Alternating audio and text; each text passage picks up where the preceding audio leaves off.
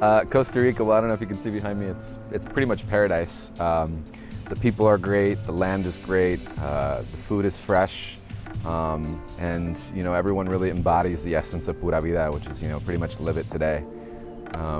It definitely feels like home away from home when I'm here.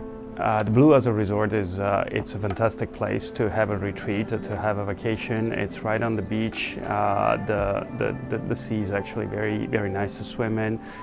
It's very well appointed. The garden is beautiful. I think you immerse yourself in some kind of peace as you spend a few days over here.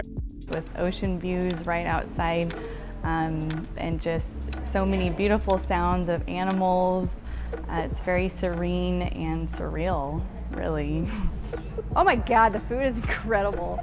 I'm gonna be so spoiled when I go home. I'm not gonna want to actually cook anything because I know it's not gonna taste as good as what these guys do here.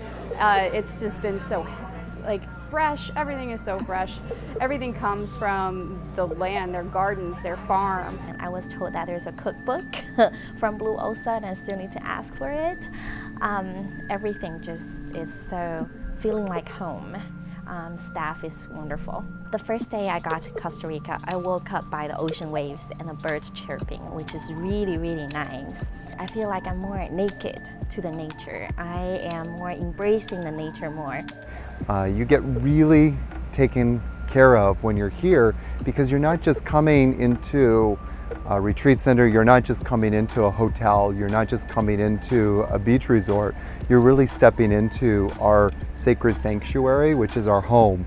And they want to see you thrive. They truly want to see you happy and know that you're taken care of.